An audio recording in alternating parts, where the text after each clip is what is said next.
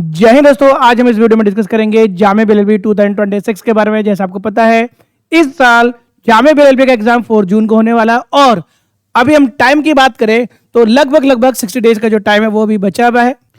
तो इस 60 डेज में हमारी क्या प्रिपरेशन होनी चाहिए और क्या स्ट्रैटेजी होनी चाहिए, तो इस वीडियो में हम लोग ये डिस्कस करेंगे। तो आइए शुरू करते हैं। सबसे पहले हम लोग बात करें तो इस एग्जाम के बारे में बात करें तो आपको थ्योरी करना है। कुछ ऐसा एरिया है इस एग्जाम के अंदर जो आपको थ्योरी करना ही पड़ेगा, भले ही आपने अपनी प्रिपरेशन स्टार्ट कर दी हो या फिर आपने अभी स्टार्ट नहीं की हो।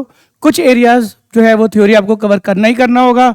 उसके अलावा आपको प्रैक्टिस भी करना होगा, फिर आपको मॉक टेस्ट भी देना होगा और उसके बाद उसको एनालाइज भी करना होगा और साथ ही रिवाइज भी करना होगा। तो आपको ये साइकिल जो है कंप्लीट करना होगा। अगर आप इस साइकिल को कंप्लीट करते हैं तो आप एग्जाम में काफ़ी अच्छा कर सकते हैं। चलिए आइए शुरू करते हैं और आपको क्या क्या चीज़ें ध्यान रखनी है। सबसे पहले हम लोग बात करें 8 to 10 आवर्स बेसिकली आपको स्ट्रक्चर्ड प्लानिंग करनी होगी, पढ़ाई करनी होगी। उसके अलावा जो सब्जेक्ट कवरेज है उसके अंदर बैलेंस अप्रोच करना पड़ेगा, बैलेंस करना पड़ेगा। वो बैलेंस कैसे करेंगे अभी आपको हम बताएंगे इसके बारे में। एंड एक और बात बताना चाहूंगा, कंसिस्टेंसी इज की। अगर आप एग्जाम को क्रैक करना चाहते हैं तो आपको कंसिस्टेंट होना पड़ेगा। अगर आप कंसिस्टेंट हैं तो आप काफ़ी बेहतर कर सकते हैं। चलिए आगे बढ़ते हैं।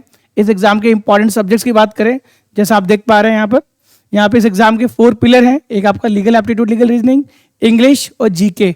जीके के अंदर हमने ऑलरेडी करंट अफेयर्स को इंक्लूड किया हुआ है।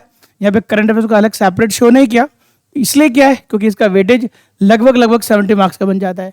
जीके एंड करंट अफेयर्स मिला करके 70 मार्क्स का बन गया, तो काफ़ी अच्छा खासा वेटेज बन जाता है। यानी टोटल पेपर 150 मार्क्स का और सिर्फ जीके एंड करंट अफेयर्स मिला करके 70 मार्क्स का वेटेज, राइट। उसके अलावा हम लोग बात करें मैथमेटिक्स, एलिमेंट्री मैथमेटिक्स जिसमें लॉजिकल रीजनिंग एंड साथ में एप्टीट्यूड मैथ्स के भी कुछ क्वेश्चन बनते हैं। तो आइए सबसे पहले समझते हैं, जैसा भी हमने पिछले स्लाइड में बोला था कि जो थ्योरी वाला पार्ट है हमें कैसे कवर करना है। किस ऐसा नहीं कि हमको सारा थ्योरी पढ़ना है, कुछ ऐसे सब्जेक्ट्स हैं, कुछ ऐसे एरियाज हैं जहाँ पे हमें थ्योरी कवर करना ही चाहिए। जैसे एग्जाम्पल की बात करें लीगल एप्टीट्यूड, लीगल रीजनिंग, इसमें आपको थ्योरी कवर करना चाहिए। और जीके की बात करें पॉलिटी, तो अगर हम लोग बात करें legal aptitude, legal reasoning and polity, GK के अंदर जो पॉलिटी वाला पार्ट है मिला करके 45 to 50 समटाइम 50 प्लस क्वेश्चन इस एरिया से आ जाते हैं।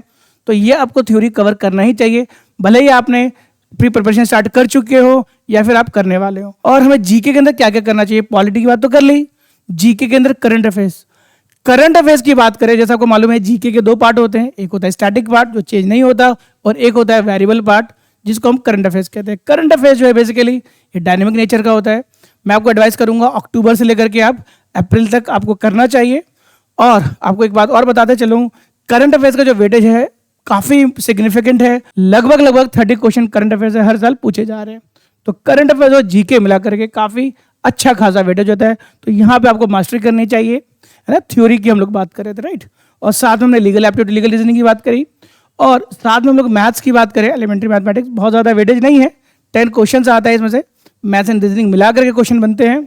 And last not the least English, English भी बहुत इंपॉर्टेंट पिलर है इस एग्जाम के लिए। बट इंग्लिश में काफ़ी अनसर्टेनिटी रहती है।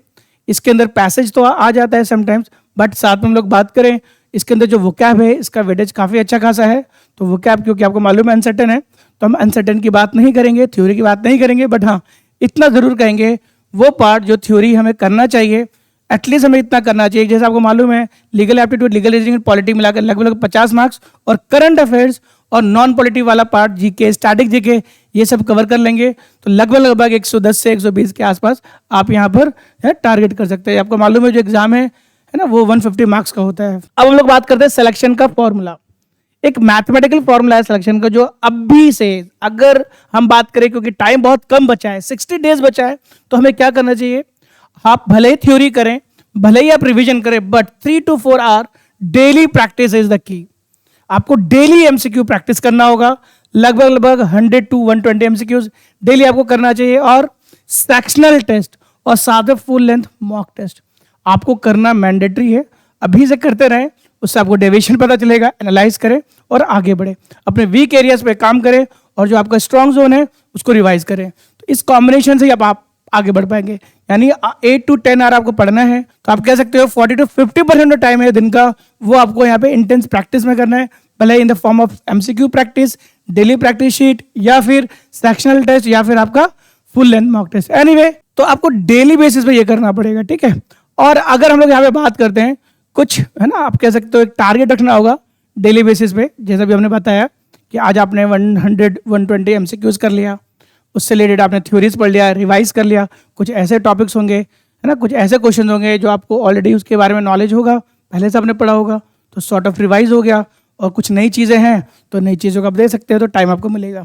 ठीक है, फिर उसके बाद फुल लेंथ मॉक टेस्ट हो गया, सेक्शनल टेस्ट हो गया, थ्योरी हो गया, है ना, प्रैक्टिस हो गया, रिविजन हो गया, ये सब डेली बेसिस पे एक टाइम डिफाइन करके आप कर सकते हैं। ठीक है, तो ये चीज़ आपको डेली बेसिस पे करनी होगी, है ना, डेली बेसिस पे आपको प्रैक्टिस करना होगा, डेली बेसिस आपको मॉक टेस्ट देना होगा, डेली बेसिस आपको सेक्शनल टेस्ट देना होगा, प्रैक्टिस के साथ साथ थ्योरी करना होगा, रिवाइज करना होगा, तभी आप आगे बढ़ पाएंगे। राइट, तो इसी वजह से जो बच्चे अभी भी मिसगाइडेड हैं या उनका कोई प्लान नहीं है, कोई स्ट्रक्चर्ड प्लान नहीं है, कोई टेस्ट के डिसिप्लिन नहीं है, वो अभी भी प्रिपरेशन कर रहे हैं बट उनको ये नहीं पता कि आगे कैसे बढ़ना है, तो उसके लिए एक डेडिकेटेड बैच 60 डेज का डेडिकेटेड बैच लेकर के आए हैं जिसका नाम है ब्रह्मास्त्र 1.0। इस बैच में क्या होने वाला है, तो आइए हम लोग ब्रह्मास्त्र 1.0 बैच के बारे में थोड़ा जानते हैं। ये बैच जो है ये 60 डेज का, ये 60 डेज का क्रैश कोर्स है और ये बैच जो है सिर्फ और सिर्फ जामे BLLB 2020 के ऊपर तैयारी कर रहे हैं उनके लिए डिजाइन किया गया है। और ध्यान दें, ये स्पेशली उन बच्चों के लिए जिन्होंने प्रिपरेशन शुरू नहीं की या फिर शुरू कर दी है या फिर वो ऐसे कोचिंग में फंस गए हैं जहाँ पे उनको प्रॉपर प्रैक्टिस सेशंस नहीं मिल रहे। प्रैक्टिस करने का जो है मौका वो आपको MLS देने जा रहा है इस बैच के थ्रू। तो आइए थोड़ा सा इसके बारे में समझते हैं, इस बैच में आपको क्या क्या मिलने वाला है। सबसे पहले जो मैं आपको इंपॉर्टेंट एरियाज बताया है उसकी थ्योरी क्लासेस मिलेंगी और साथ में आपको डेली प्रैक्टिस सेशंस मिलेंगे। अगर हम लोग डेली प्रैक्टिस सेशन की बात करें तो 3 to 5 आवर का डेली प्रैक्टिस करवाया जाएगा और साथ ही आपको DPP भी मिलेगा, यानी डेली प्रैक्टिस शीट प्रोवाइड करवाया जाएगा और PYQ सेशंस लगवाए जाएंगे और इसी के साथ आपको 20+ फुल लेंथ मॉक टेस्ट मिलेगा एंड 300+ सेक्शनल टेस्ट एप्लीकेशन पर। और जो लीगल एंड पॉलिटी जैसे आपको बताया था जो इंपॉर्टेंट एरिया है उसका कंप्लीट जो सिलेबस है वो तो कवर करवाएंगे और इसके साथ में जो है बेसिकली जो प्रैक्टिस सेशन जो होगा वो स्ट्रक्चर्ड होगा।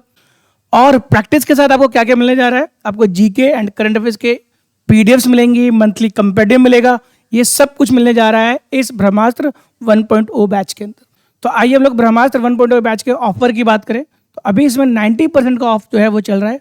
ये बैच जो है 9,999 का है, बट जो बच्चे 4 अप्रैल तक रजिस्ट्रेशन कर लेंगे तो ये बैच आपको 999 का मिल जाएगा। राइट, और ये जो बैच है 4 अप्रैल से ही शुरू होने जा रहा है। राइट, तो 60 days can change your rank, even you can get the selection. इस व्हाट्सएप नंबर पे व्हाट्सएप करके डिटेल ले सकते हैं। तो डियर स्टूडेंट्स, इस वीडियो में इतना ही। See you in the next video, till then bye bye.